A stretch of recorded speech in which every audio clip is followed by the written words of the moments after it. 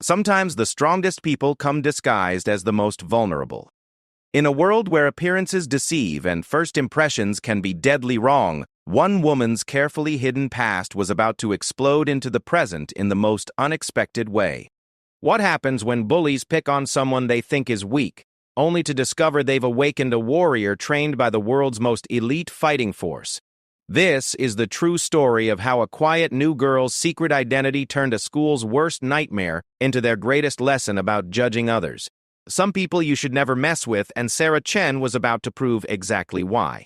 Sarah Chen walked through the doors of Lincoln High School on a gray Monday morning in October, her small backpack slung over one shoulder and her eyes scanning the crowded hallways, with the kind of careful attention most people reserved for crossing busy streets. At 5'4" tall and weighing barely 120 pounds, she looked like any other 17-year-old girl starting at a new school.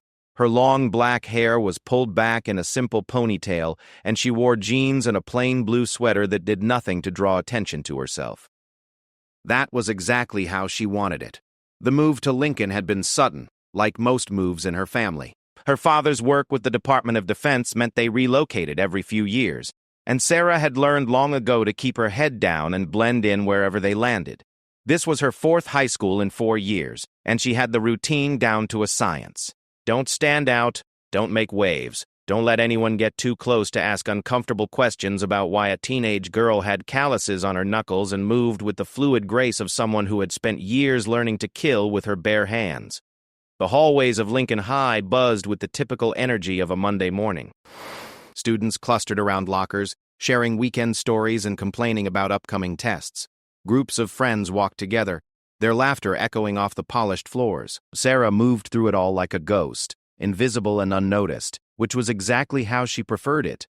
She had learned that being invisible was often the safest way to survive in a new place. Her first class was American history with Mrs. Patterson, a stern-looking woman in her 50s who had the tired expression of someone who had been teaching for decades. Sarah took a seat in the back corner, as far from the center of attention as possible. When Mrs. Patterson asked her to introduce herself to the class, Sarah stood up briefly and said in a quiet voice, "I'm Sarah Chen. My family just moved here from San Diego." She sat back down quickly, ignoring the curious stares from her new classmates. During lunch, Sarah found an empty table near the back of the cafeteria and pulled out a book, using it as a shield against unwanted social interaction. She ate her sandwich methodically while observing the social dynamics around her. Every school had the same basic structure: the popular kids who ruled the social hierarchy, the athletes who commanded respect through physical prowess, the academic achievers who earned their status through grades, and various smaller groups that clustered together for protection and belonging. And then there were the predators. Sarah spotted them within the first 10 minutes of entering the cafeteria. Every school had them too, the bullies who fed off the fear and submission of others. At Lincoln High, they seemed to be led by a girl named Jessica Morrison, a tall blonde with perfectly applied makeup and an expensive handbag that probably cost more than most people's monthly rent. Jessica held court at a table near the center of the cafeteria, surrounded by 3 other girls who hung on her every word and laughed at her jokes with the desperate enthusiasm of people who knew their social survival depended on staying in her good graces. Sarah watched as Jessica's eyes swept the cafeteria like a predator scanning for prey. She saw how other students instinctively avoided making eye contact with the group, how conversations quieted when Jessica and her friends walked by, how the atmosphere in the entire cafeteria seemed to shift based on their mood. It was a familiar pattern, one Sarah had observed in schools all across the country. What Jessica couldn't know, what none of them could know, was that Sarah Chen was not like other new girls.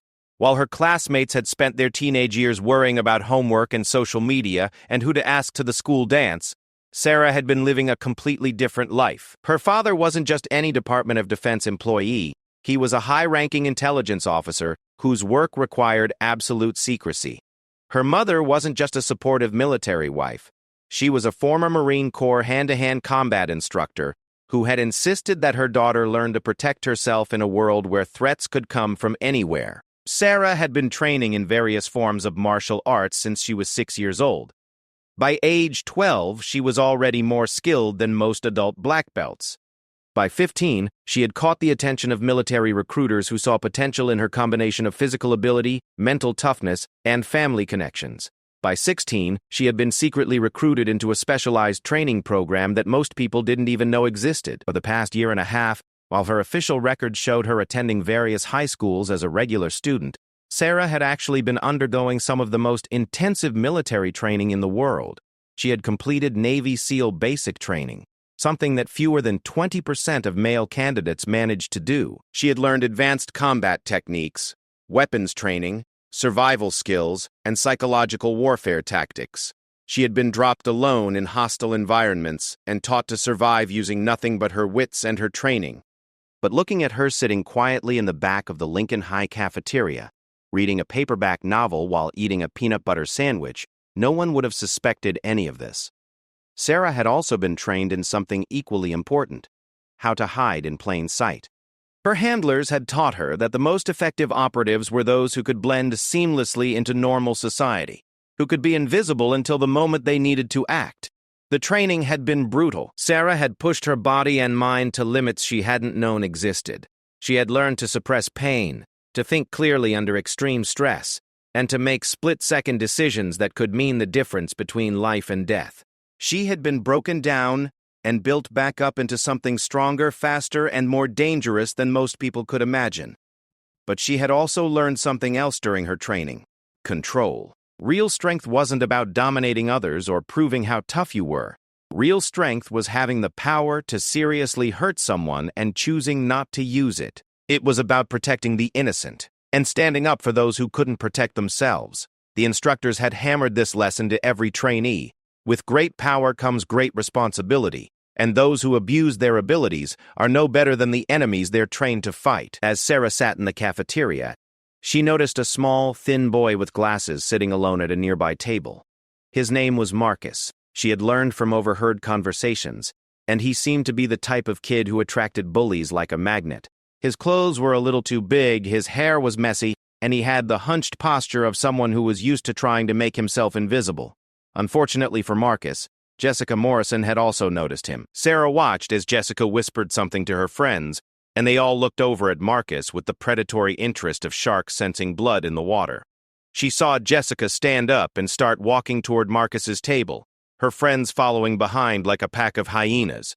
Sarah's training kicked in automatically, her senses sharpening as she assessed the situation. She could see the tension in Marcus's shoulders as he noticed Jessica approaching. She could read the cruel anticipation in Jessica's expression.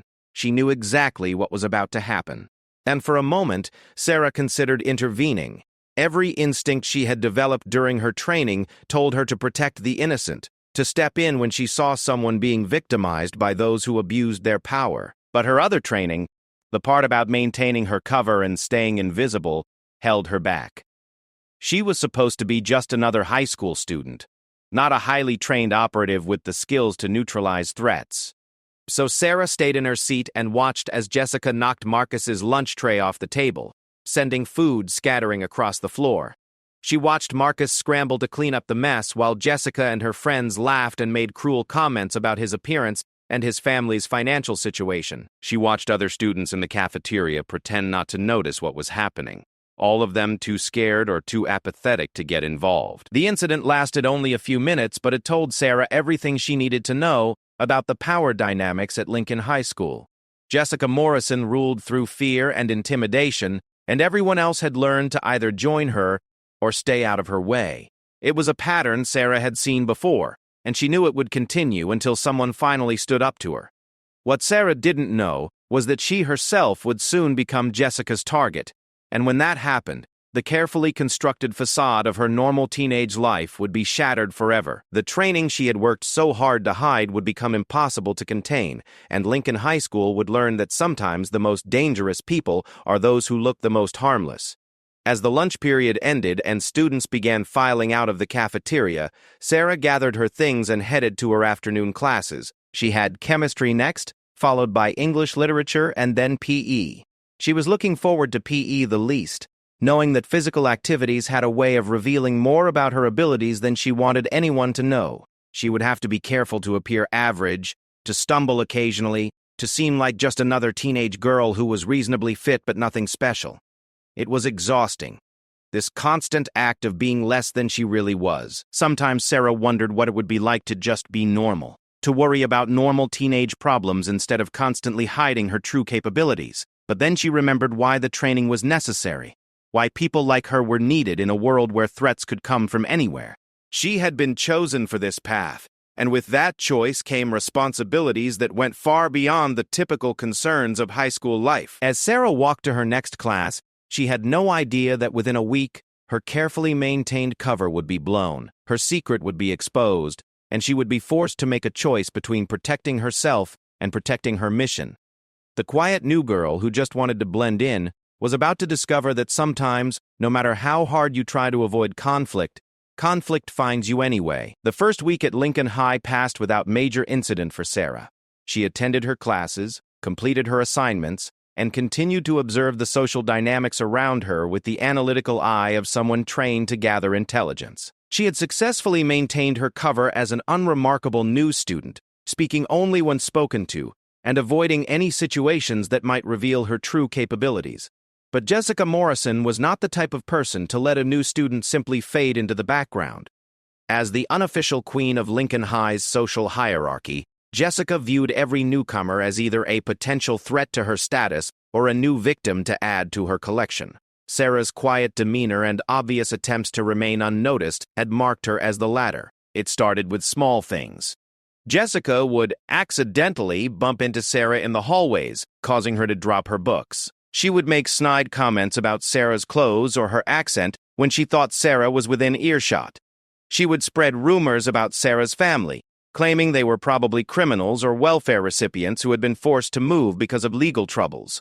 Sarah endured these minor provocations with the patience she had been trained to display under pressure. She picked up her books without complaint, ignored the comments about her appearance, and let the rumors spread without attempting to correct them. Her instructors had taught her that sometimes the best response to aggression was no response at all, that refusing to be baited often frustrated bullies more than fighting back. But Jessica interpreted Sarah's lack of reaction as weakness rather than strength. In her mind, Sarah was just another scared little girl who was too pathetic to stand up for herself. This perception only encouraged Jessica to escalate her campaign of harassment, and she began recruiting her friends to join in the systematic torment of the new girl. Madison Torres was Jessica's lieutenant, a petite redhead with a vicious tongue and a talent for psychological warfare. She specialized in cutting remarks designed to destroy her victims' self-esteem, and she took particular pleasure in targeting students who seemed vulnerable or different. Madison had quickly identified several potential weak points in Sarah's armor: her quiet nature, her apparent lack of friends, and her family's frequent moves. Brittany Walsh was the group's enforcer, a tall girl with an athletic build who had been kicked off the volleyball team for unsportsmanlike conduct. Brittany preferred physical intimidation to verbal cruelty, using her size and strength to make other students feel small and helpless. She was the one who would accidentally shove people into lockers or trip them in the hallways, always managing to make it look unintentional to any teachers who might be watching. The fourth member of Jessica's inner circle was Ashley Kim, a girl who seemed to take no real pleasure in bullying but participated anyway out of fear that she might become a target herself if she refused. Ashley was the one who watched for teachers and warned the others when they needed to tone down their behavior. Her reluctant participation in the group's activities was motivated purely by self-preservation, but it made her no less complicit in their cruelty. Together, the four girls formed a formidable alliance that had terrorized Lincoln High for years. They had driven at least 3 students to transfer to other schools, and countless others had simply learned to accept their abuse as an unavoidable part of their high school experience. The administration was aware of their behavior but seemed powerless to stop it, partly because the girls were careful to avoid crossing any lines that would result in serious disciplinary action, and partly because their parents were all influential members of the community who could make life difficult for school officials who got in their way. Sarah became their new project during her second week at Lincoln High. The harassment intensified gradually, following a pattern that Sarah recognized from her training in psychological warfare. The girls would start with minor provocations, gradually increasing the pressure to see how much their target could endure before breaking. It was a systematic approach to emotional destruction, and Sarah had to admit they were quite skilled at it. They started leaving notes in her locker, messages that ranged from mildly insulting to genuinely threatening. They would follow her through the hallways, making comments loud enough for her to hear but quiet enough to avoid attracting official attention. They began spreading more elaborate lies about her family, claiming that her father was in prison and her mother was a prostitute. Stories that were obviously false but still managed to make other students view Sarah with suspicion and disgust. Sarah's training helped her maintain her composure through all of this. She had been subjected to much worse psychological pressure during her military preparation. Situations where trained interrogators had tried to break her will using techniques far more sophisticated than anything 4 teenage girls could devise. She knew that the goal of psychological warfare was to make the target feel isolated, helpless, and worthless, and she refused to give Jessica's group the satisfaction of seeing her crack. But there was one aspect of the situation that her training hadn't fully prepared her for: the effect on innocent bystanders. Sarah watched as other students who might have been friendly toward her began to distance themselves, not wanting to risk becoming targets themselves by associating with Jessica's chosen victim. She saw how the toxic atmosphere created by the bullying affected the entire school environment, making everyone more fearful and less willing to stand up for what was right. Marcus, the boy she had seen being harassed during her first day, made a tentative attempt to befriend her during lunch one day. He sat down at her table without invitation and started talking about a book he had noticed her reading, clearly trying to establish some kind of connection with the only person in school who seemed to be having as difficult a time as he was. Sarah found herself genuinely liking the boy. He was intelligent and funny, with an enthusiasm for science fiction and fantasy that reminded her of her own interests during the brief periods of her childhood when she had been allowed to be a normal kid. For a few minutes, she allowed herself to relax and engage in the kind of casual conversation she rarely permitted herself anymore. But their moment of connection didn't go unnoticed. Jessica and her friends observed the interaction from across the cafeteria, and Sarah could see them plotting their response. She knew that by simply being kind to Marcus, she had probably made his life more difficult than it already was. The thought filled her with a cold anger that she had to work hard to suppress.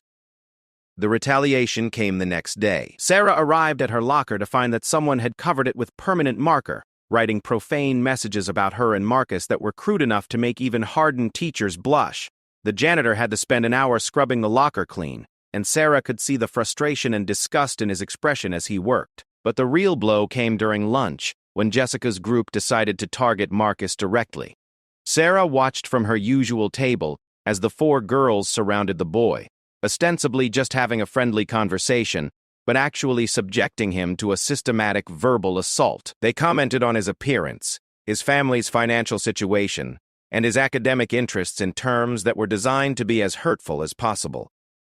Marcus tried to ignore them at first, keeping his eyes focused on his lunch and responding to their comments with monosyllabic answers. But the girls were persistent, and they seemed to have an intuitive understanding of exactly which buttons to push to get a reaction. They brought up his deceased mother, making cruel jokes about her death from cancer the previous year, and Sarah saw Marcus's composure finally begin to crack. The boy's hands started shaking as he tried to continue eating, and Sarah could see tears forming in his eyes. Jessica noticed too, and she smiled with the satisfaction of a predator who had successfully cornered her prey. She leaned in closer to Marcus and said something that Sarah couldn't hear from across the cafeteria, but whatever it was caused the boy to suddenly stand up and run from the room, leaving his lunch scattered across the table. The 4 girls laughed as he fled, clearly delighted with their success. Other students in the cafeteria pretended not to notice what had happened, turning their attention to their own conversations and meals as if nothing unusual had occurred. The whole incident had lasted less than 10 minutes, but Sarah knew it would haunt Marcus for much longer than that. That night, Sarah lay in bed staring at the ceiling and trying to reconcile her training with her conscience. She had been taught to protect the innocent and stand up against those who abused their power, but she had also been taught to maintain her cover and avoid drawing attention to herself. The 2 directives seemed to be in direct conflict, and she wasn't sure which one should take priority. She thought about Marcus sitting alone in the cafeteria, trying to hold back tears while 4 girls systematically destroyed his self-esteem for their own entertainment. She thought about all the other students at Lincoln High who lived in constant fear of becoming the next target. She thought about the toxic environment that Jessica and her friends had created, where cruelty was rewarded and kindness was seen as weakness. Sarah had been trained to be a protector, but so far all she had done was protect herself. The realization filled her with a sense of shame that was worse than anything Jessica's group could inflict on her. She was supposed to be better than this, stronger than this, more capable than this. She had skills and training that could stop the bullying immediately, but she was letting fear of exposure prevent her from using them. The next day, Sarah made a decision that would change everything. She couldn't continue to stand by and watch innocent people suffer while she hid behind her cover story. If maintaining her secret meant allowing cruelty to flourish unchecked, then maybe it was time to reevaluate her priorities. She started small, finding subtle ways to intervene when she saw Jessica's group targeting other students. She would accidentally interrupt their harassment sessions by asking for directions or dropping something nearby that required their attention. She would position herself strategically in hallways and common areas, using her presence to discourage the girls from acting on their worst impulses. But Jessica was not stupid, and she quickly realized that the new girl was deliberately interfering with her activities. What had started as casual harassment now became a personal vendetta. Jessica viewed Sarah's interference as a direct challenge to her authority, and she decided it was time to make an example of the quiet girl who had dared to stand up to her. The escalation was swift and brutal.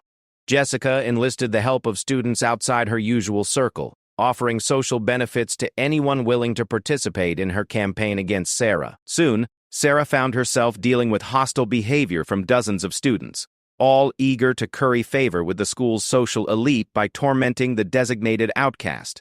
The harassment became more sophisticated and more vicious. Someone hacked into Sarah's social media accounts and posted embarrassing fake messages. Her personal belongings disappeared from her locker and turned up in trash cans around the school. Students would bump into her accidentally hard enough to leave bruises, always when no teachers were around to witness the assault. Through it all, Sarah maintained her composure and her cover. She reported the incidents to school administrators who promised to investigate, but seemed incapable of actually stopping the harassment. She endured the daily torment with the stoic patience of someone who had been trained to withstand much worse, but inside, her anger was building toward a breaking point. Jessica, frustrated by Sarah's refusal to break down or fight back, decided it was time to try a different approach. If psychological warfare wasn't enough to destroy the new girl, then maybe it was time to get physical. After all, Sarah was small and seemed weak, and Jessica had Brittany's athletic build to back up any threats they might need to make. The plan they developed was simple and vicious. They would corner Sarah in a location where no teachers or security cameras could witness what happened, and they would beat her badly enough to send a message to anyone else who might consider challenging their authority. Jessica was confident that once word spread about what had happened to Sarah, the other students would fall back in line and accept their dominance without question. What Jessica didn't know was that she was about to make the biggest mistake of her life. The quiet new girl she had chosen to target wasn't the helpless victim she appeared to be. Sarah Chen was a weapon in human form, trained by some of the most elite warriors in the world and capable of inflicting damage that would make Jessica's previous victims look like they had been treated with gentle kindness. The confrontation was coming, and when it arrived, it would change everything at Lincoln High School forever. The confrontation came on a Friday afternoon in November, 3 weeks after Sarah's first day at Lincoln High. The school was hosting a pep rally for the upcoming homecoming game, and most students and teachers were gathered in the gymnasium watching the cheerleaders perform their routines and listening to speeches from the football team captains. Sarah had used the distraction to slip away to the library, hoping to find some peace and quiet to work on an assignment for her English class. She was sitting alone at a table in the back corner of the library, surrounded by tall shelves of books that created a sense of privacy and isolation. The librarian had left early for the weekend, and the space was officially closed. But Sarah had learned how to pick locks during her training, and she often used the empty library as a refuge from the constant harassment she faced in more public areas of the school. She was deep in concentration, working on an analysis of Shakespeare's Hamlet, when she heard footsteps approaching. Sarah's training kicked in automatically, her senses sharpening as she identified multiple people moving through the library with the deliberate stealth of predators stalking their prey. She didn't look up from her work, but every muscle in her body tensed as she prepared for whatever was about to happen. Jessica Morrison emerged from between the shelves first, followed by Madison, Brittany, and Ashley. They had clearly planned this encounter carefully, timing it for a moment when they would have complete privacy and no risk of interruption. Jessica was carrying her expensive handbag, but something about the way she held it suggested it contained more than just typical teenage accessories. "Well, well," Jessica said, her voice carrying the false sweetness that Sarah had learned to recognize as a warning sign of impending cruelty. "Look what we found hiding back here. The little freak thinks she can avoid us by sneaking around like a rat." Sarah continued working on her assignment, not looking up or acknowledging the four girls who had positioned themselves around her table. She had learned that engaging with bullies often only escalated situations, and she was still hoping she could maintain her cover and avoid the confrontation that seemed increasingly inevitable. "Are you deaf as well as stupid?" Madison asked, her voice sharp with irritation. "Jessica is talking to you, you pathetic little immigrant." "The least you could do is show some respect." Sarah finally looked up, meeting Jessica's gaze with the calm, steady expression she had been trained to maintain under pressure. "I'm just trying to do my homework," she said quietly. "I'm not bothering anyone." "Oh, but you are bothering us," Jessica replied, setting her handbag down on the table with deliberate force. "You've been bothering us since the day you arrived at our school. You think you can interfere with our business, protect your little loser friends, and make us look bad in front of everyone?" Brittany moved closer, using her height and athletic build to tower over Sarah in a gesture clearly meant to intimidate. "You need to learn your place, freak. This is our school, and you're just a nobody who doesn't belong here. We've been way too patient with you, but that ends today." Sarah could see Ashley standing near the library entrance, clearly serving as a lookout to make sure no one interrupted whatever the other three had planned. Her reluctant participation in the group's activities was evident in her nervous fidgeting and the way she avoided making eye contact with Sarah, but her presence still made her complicit in whatever was about to happen. "I want you to get on your knees," Jessica commanded, her voice taking on a harder edge. "I want you to apologize for being such an annoying little pest, and then I want you to promise that you'll mind your own business from now on. If you do that, maybe we'll let you finish the school year without too much more trouble." Sarah remained seated, her expression unchanged. She was rapidly calculating options and assessing the tactical situation. The four girls clearly intended to escalate beyond verbal harassment, and she could see that Jessica's handbag contained what appeared to be a metal object, probably brass knuckles or a similar weapon. Brittany was positioning herself for a physical attack, and Madison was recording the scene with her phone, probably planning to humiliate Sarah by sharing video of her submission across social media. "I'm not going to kneel," Sarah said calmly, "and I'm not going to apologize for standing up to bullies. If you want to hurt me, go ahead and try, but I'm not going to make it easy for you." Jessica's face flushed with anger at this unexpected defiance. She was accustomed to her victims cowering before her, begging for mercy that she rarely granted. Sarah's quiet refusal to be intimidated was infuriating, and it threatened the carefully constructed image of dominance that Jessica had spent years building. "Fine," Jessica snarled, reaching into her handbag and pulling out what Sarah now recognized as a set of brass knuckles. "We tried to do this the easy way, but you're too stupid to know when you're beaten. Brittany, hold her down." "I'm going to rearrange that pretty little face of hers." What happened next unfolded with the lightning speed of someone whose reflexes had been honed by months of intensive combat training. As Brittany reached for Sarah's shoulders, intending to pin her to the chair, Sarah exploded into motion with a fluidity and precision that seemed to defy the laws of physics. Sarah's first move was to grab Brittany's reaching wrist with her left hand while simultaneously driving her right elbow up into the bigger girl's solar plexus. The strike was delivered with perfect technique, hitting the nerve cluster just below the rib cage with enough force to temporarily paralyze the diaphragm and make breathing impossible. Brittany doubled over, gasping for air that wouldn't come, her face turning red as her body went into shock. Before anyone could react to what had happened to Brittany, Sarah was already moving. She pivoted in her chair and swept her leg out in a perfect arc, catching Madison behind the knees and sending her crashing to the floor. The phone flew from Madison's hand, sliding across the polished library floor and coming to rest beneath a nearby bookshelf. Jessica, still holding the brass knuckles, swung wildly at Sarah's head, but her amateur technique was laughably inadequate against someone who had been trained to fight by the world's most elite warriors. Sarah ducked under the clumsy punch with minimal effort, then grabbed Jessica's extended arm and used her own momentum against her. In one smooth motion, Sarah twisted Jessica's arm behind her back and applied pressure to the elbow joint in a way that would cause excruciating pain without causing permanent damage. Jessica screamed and dropped the brass knuckles, which clattered to the floor as she found herself completely immobilized by Sarah's grip. "Let me go," Jessica shrieked, her voice high with panic and pain. "Let me go right now, or I'll have you arrested for assault." Sarah's voice remained perfectly calm as she maintained the hold. "You're the ones who brought weapons. You're the ones who started this fight. I'm just defending myself." Ashley, who had been frozen with shock near the library entrance, finally found her voice. "I'm calling the police," she yelled, fumbling for her phone with shaking hands. "Go ahead," Sarah replied evenly. "Tell them that 4 students cornered one girl in an empty library, threatened her with weapons, and tried to assault her. I'm sure they'll be very interested to hear that story." Madison was struggling to get back to her feet, her face twisted with rage and humiliation. "You little freak," she spat. "Do you have any idea who you're messing with? Do you know what we're going to do to you for this?" Sarah looked at each of the 4 girls in turn, her expression still perfectly calm despite the chaos around her. For the first time since arriving at Lincoln High, she allowed a small hint of her true nature to show through her carefully maintained facade.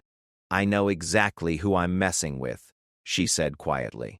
"You're bullies who are used to picking on people who can't fight back. You've spent so long terrorizing innocent kids that you've forgotten what it feels like to be on the receiving end of violence." "But I haven't forgotten.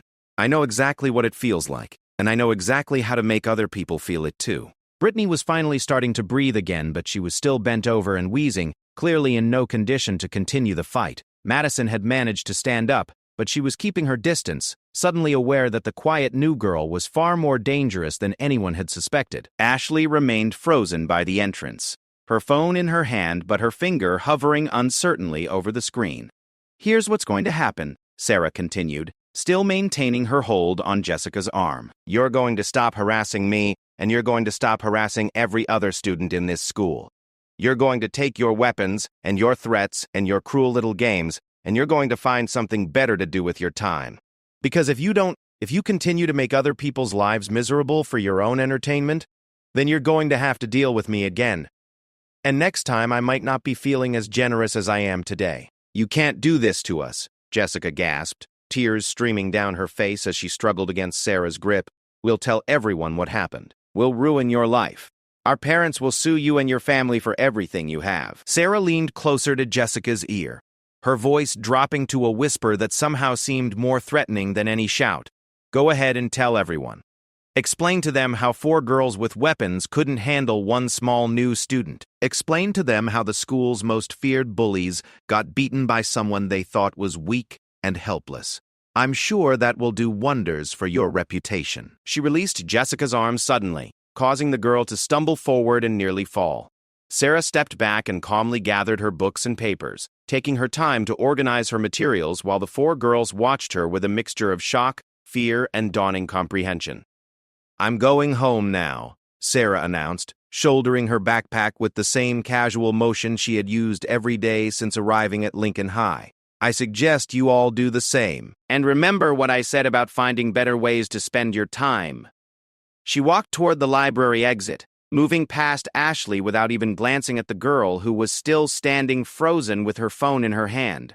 As she reached the door, Sarah paused and turned back to look at the 4 girls one last time. "Oh, and Jessica," she added, her voice carrying just a hint of amusement. "You might want to consider finding some new friends.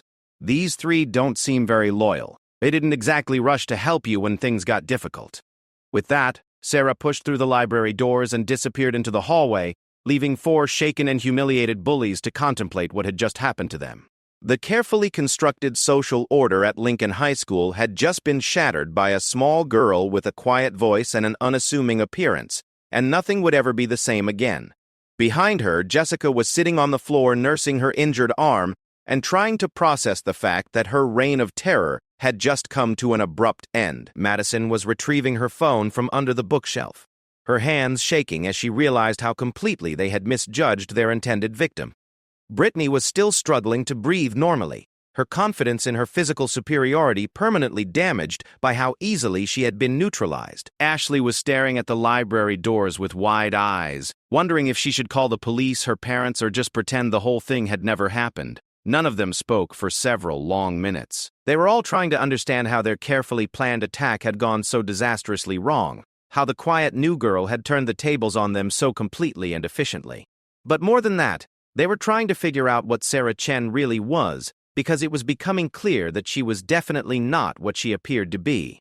The weekend that followed the library confrontation was filled with frantic phone calls, hushed conversations, and desperate attempts by Jessica's group to control the narrative of what had happened. But their efforts were complicated by several factors, not least of which was their inability to agree on a consistent story that would make them look like victims rather than failed aggressors. Jessica's first instinct was to call her parents and demand that they take legal action against Sarah for assault. But when her mother asked for details about the incident, Jessica found herself struggling to explain how 4 girls armed with brass knuckles had been defeated by a single unarmed opponent without sounding completely incompetent. The more questions her parents asked, the more obvious it became that Jessica and her friends had been the aggressors in the situation. Madison tried a different approach, posting carefully edited versions of the story on social media that portrayed Sarah as an unhinged psychopath who had attacked 4 innocent girls without provocation. But her posts attracted skeptical comments from classmates who knew about Jessica's group's reputation for bullying, and several students posted their own accounts of harassment they had suffered at the hands of the 4 girls. Madison quickly found herself facing more criticism than sympathy, and she eventually deleted the posts rather than continue defending an increasingly untenable position. Brittany's parents were more concerned about the physical injury their daughter had sustained than they were about placing blame. They took her to the emergency room on Saturday morning, where doctors confirmed that she had suffered severe bruising to her diaphragm, but no permanent damage. When the doctor asked how the injury had occurred, Brittany mumbled something about falling downstairs, unwilling to admit that she had been disabled so easily by someone half her size. Ashley, meanwhile, was dealing with a crisis of conscience that was keeping her awake at night. She had participated in the group's bullying activities for years out of fear of becoming a target herself, but the events in the library had forced her to confront the reality of what she had been complicit in. She kept thinking about the calm, controlled way Sarah had handled the situation, how she had used exactly as much force as necessary to defend herself without causing permanent harm to her attackers. It was a level of restraint and discipline that Ashley had never seen before, and it made her wonder who Sarah Chen really was. By Monday morning, word of the confrontation had spread throughout Lincoln High School, but the details became more distorted with each retelling. Some students claimed that Sarah had beaten up 4 girls with martial arts moves she learned from watching movies.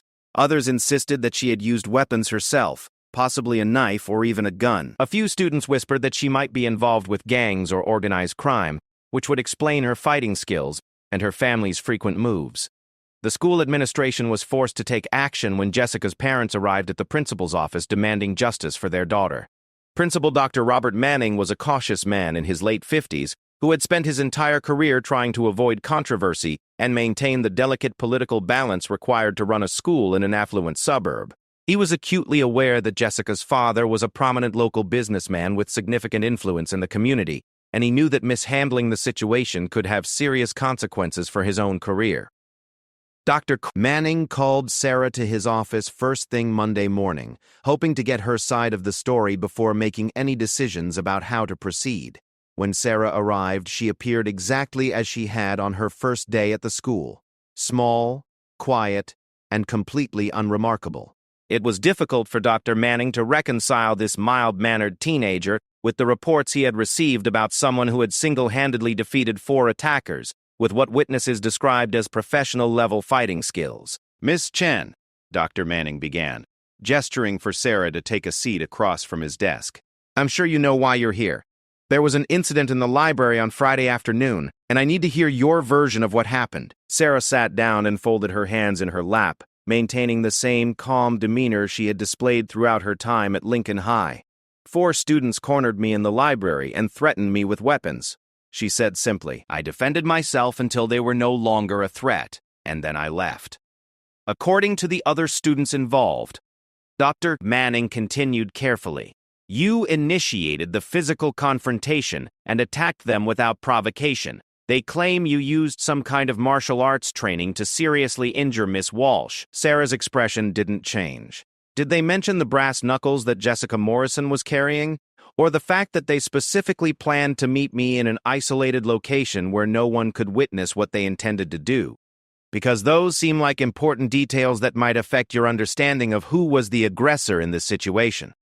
Manning consulted the notes he had taken during his conversations with the other girls' parents. None of them had mentioned brass knuckles, and their accounts had focused entirely on Sarah's allegedly unprovoked attack. The discrepancy was troubling, and it raised questions about whether he was getting the full story from either side. Miss Chen, he said slowly, your classmates' injuries suggest that you have significant training in hand-to-hand combat. That's not typical for a 17-year-old girl. Can you explain where you learned these skills? This was the question Sarah had been dreading since her arrival at Lincoln High. Her cover story was designed to withstand casual scrutiny, but a formal investigation would inevitably reveal inconsistencies that would be difficult to explain. She had hoped to complete her assignment without attracting this kind of attention, but the confrontation with Jessica's group had made that impossible. I've been taking martial arts classes since I was young, Sarah replied, which was technically true, even though it vastly understated the scope and intensity of her training. My father believes it's important for young women to know how to protect themselves. What kind of martial arts? Dr. Manning pressed. And where did you train? I'll need to contact your previous instructors to verify your background. Sarah realized that she was rapidly approaching the point where maintaining her cover would become impossible. Her handlers had prepared false documentation that would support basic inquiries, but a detailed investigation would eventually reveal the truth about her military training and her current assignment. She needed to find a way to satisfy Dr. Manning's curiosity without completely blowing her cover. I've studied several different disciplines, she said carefully, mostly in classes offered through military base recreation centers, since my family moves frequently due to my father's work. The specific details are probably in my school records from previous transfers. Dr. Alcato, Manning made a note to check those records, though he suspected he would find them frustratingly vague. Military families often had complicated educational histories that were difficult to verify, and he had learned from experience that pressing too hard for details sometimes created more problems than it solved. The interview was interrupted by a knock on the office door. Manning's secretary informed him that there were 2 men from the Department of Defense in the waiting area, asking to speak with him about Sarah Chen. Manning felt his blood pressure spike as he realized that a situation he had hoped to handle quietly was about to become much more complicated. The 2 men who entered his office looked like Central Casting's idea of government agents. They were both tall and serious, wearing dark suits and carrying briefcases that probably contained more identification than most people would see in a lifetime. The older of the 2, a gray-haired man who introduced himself as Agent Thompson, took control of the conversation immediately. Dr. Manning, Agent Thompson said, his voice carrying the kind of authority that made arguments seem pointless. We understand you're conducting an investigation involving Miss Chen. We need to speak with you privately about some aspects of this case that may not be immediately apparent. Dr. Manning looked back and forth between Sarah and the 2 agents, trying to process what was happening. Miss Chen, he said slowly, perhaps you should return to your classes for now. We'll continue this conversation later. Sarah nodded and gathered her things, relieved to escape what had been becoming an increasingly difficult situation. As she left the office, she could hear Agent Thompson beginning to explain to Dr. Manning that there were national security considerations that would affect how the incident should be handled. She didn't hear the rest of the conversation, but she could guess what was being discussed. Her cover hadn't been completely blown, but it was definitely damaged. The agents would provide Dr. Manning with enough information to satisfy his immediate concerns while emphasizing the importance of keeping certain details confidential. They would probably create a plausible cover story that would explain Sarah's abilities without revealing the true nature of her training or her current mission. Meanwhile, Jessica Morrison was becoming increasingly frustrated with the lack of progress in her quest for revenge. Her parents' meeting with Dr. Manning had not produced the immediate expulsion of Sarah Chen that she had expected. and rumors were circulating around school that suggested many students were not particularly sympathetic to Jessica's plight. Some classmates were openly expressing satisfaction that someone had finally stood up to the group that had terrorized them for years. Jessica decided that if the school administration wouldn't take action, she would have to handle the situation herself.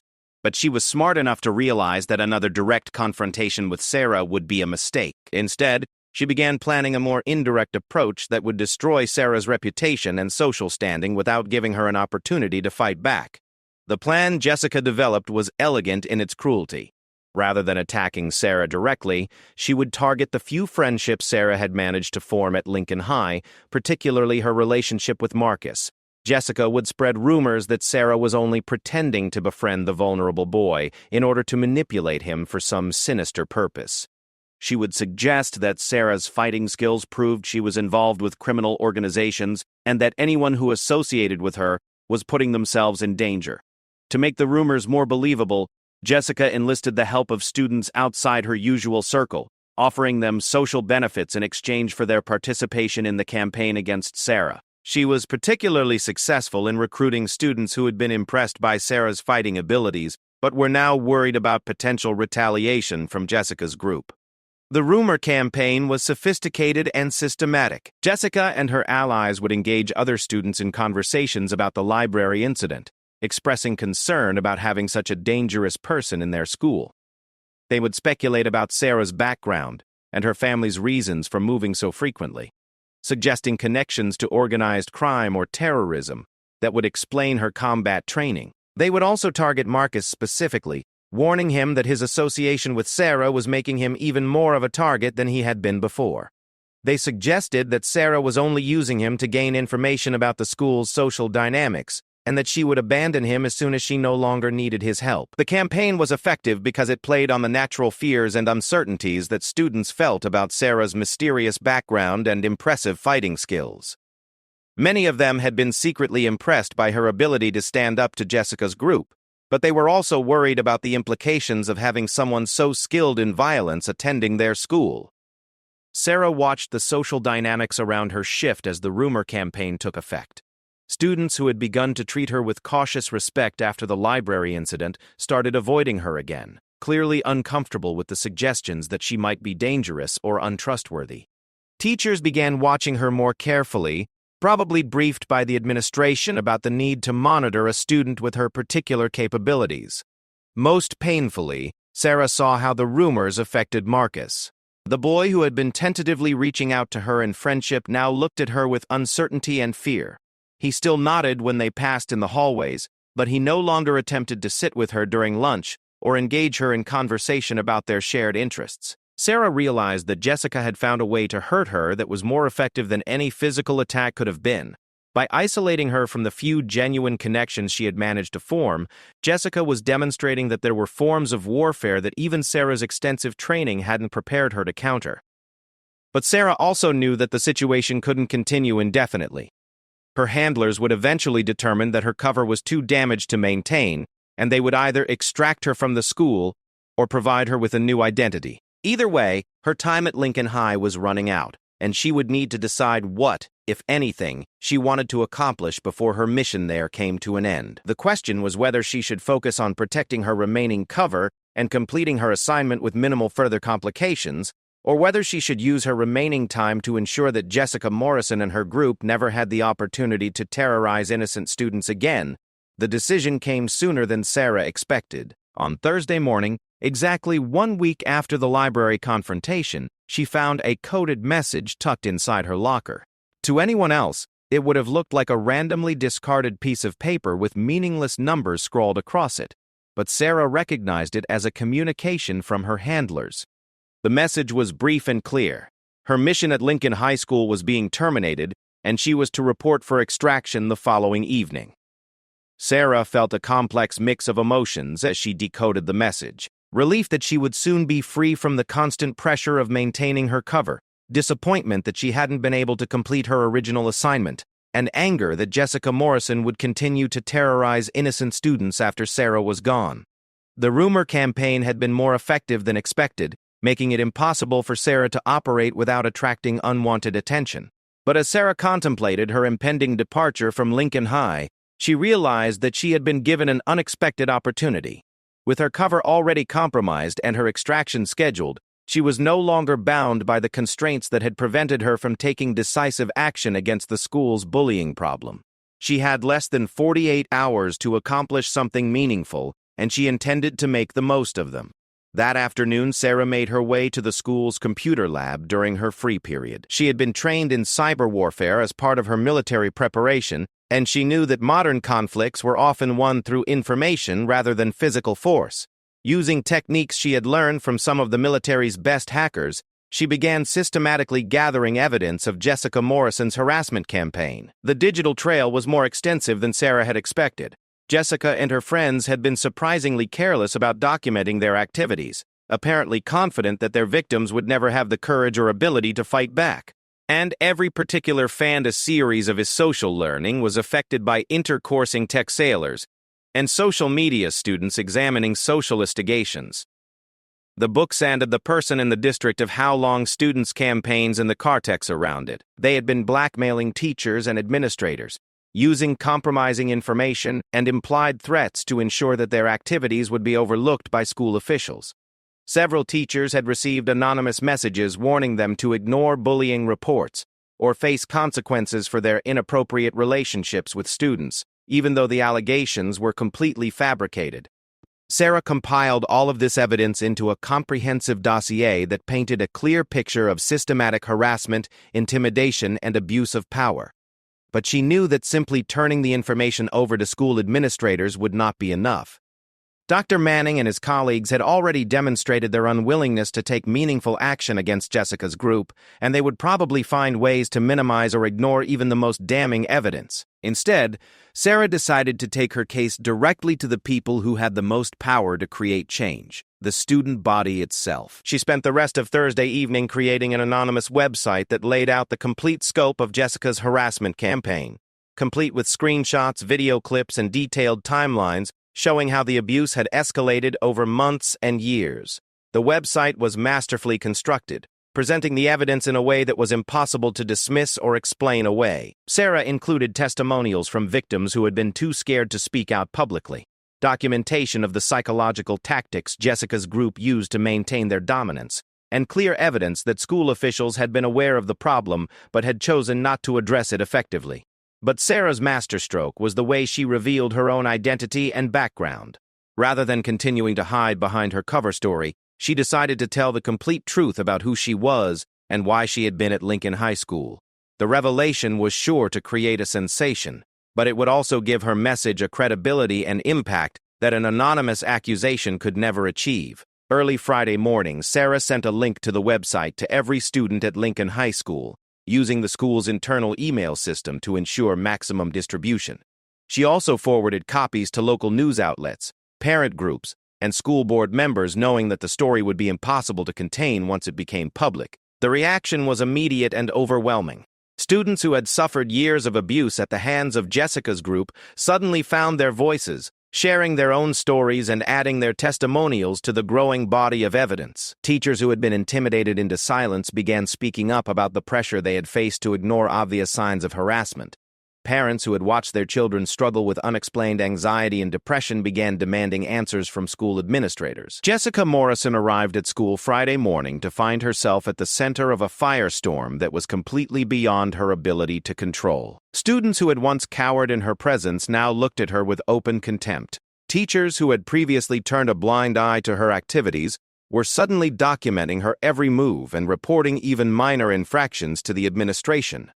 The social media accounts that she had used to coordinate her harassment campaigns were being screenshot and shared as evidence of her cruelty. By lunchtime, Jessica and her 3 friends found themselves completely isolated, sitting alone at their usual table while the rest of the cafeteria buzzed with conversations about the revelations that had emerged overnight. Madison was crying openly, finally realizing that their reign of terror was over and that they would be held accountable for their actions. Brittany was slumped in her chair, her usual aggressive posture replaced by the defeated slouch of someone who knew she had been beaten. Ashley was staring at her phone, reading the endless stream of angry messages from classmates who were finally free to express their true feelings about the group. "This is all your fault," Jessica hissed at her friends, her voice shaking with rage and fear. "If you hadn't screwed up in the library, none of this would have happened. That freak somehow turned everyone against us, and now our lives are ruined."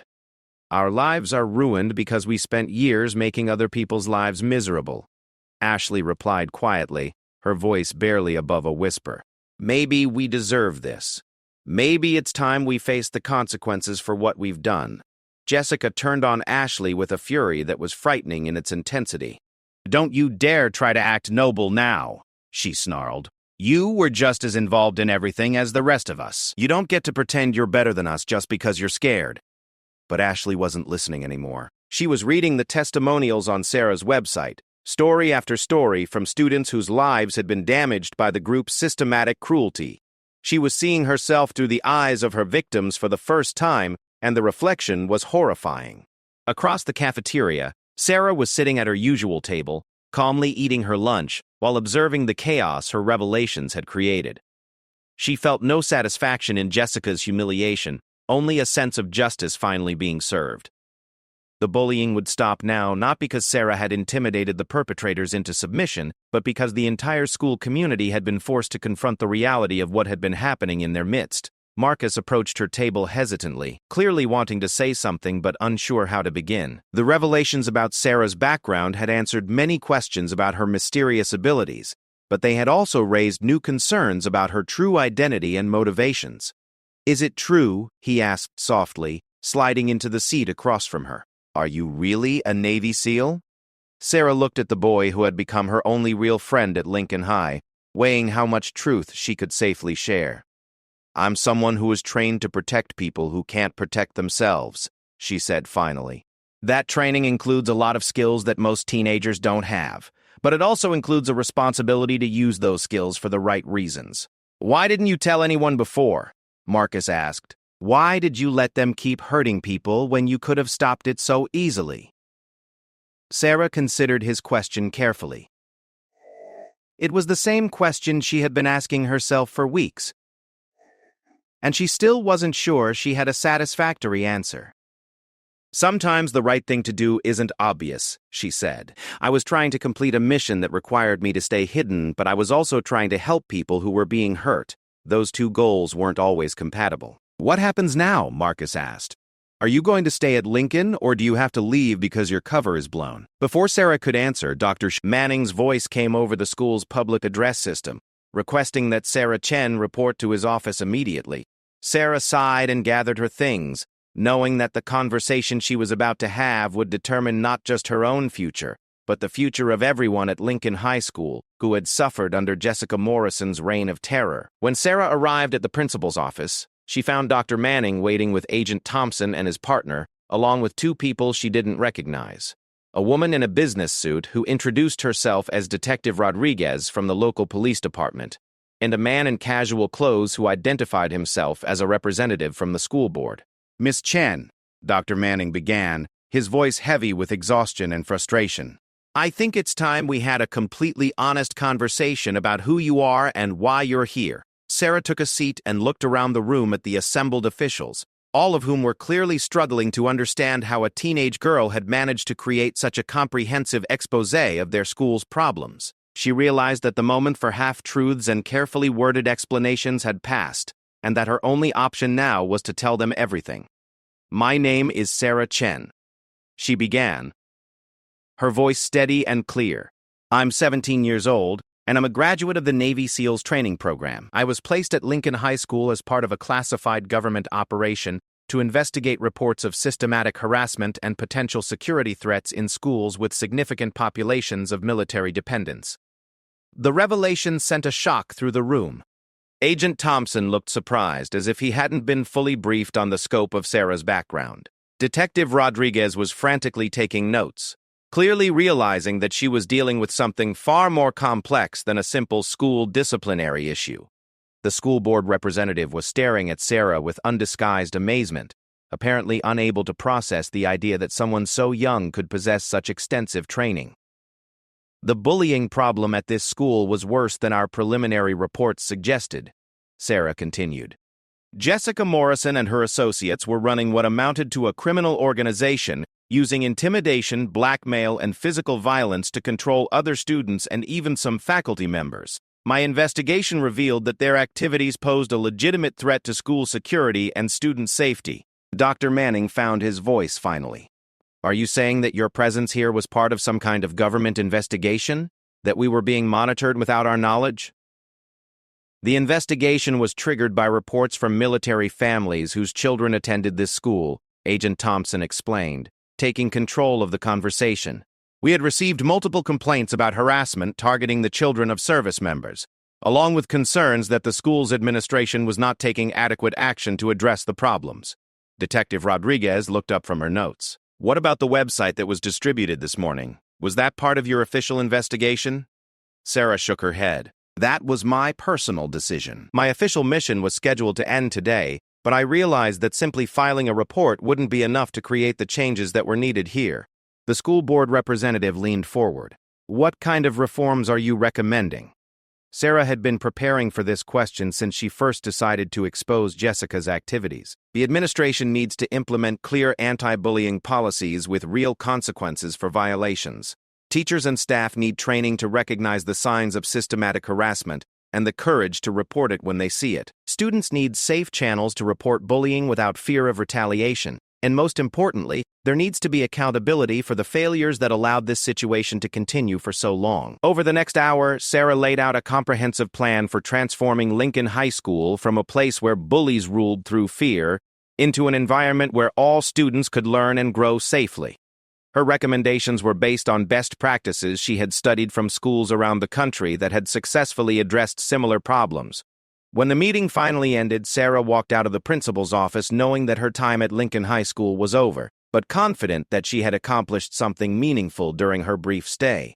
The changes that would be implemented over the coming months would benefit students for years to come, long after Sarah Chen had moved on to her next assignment.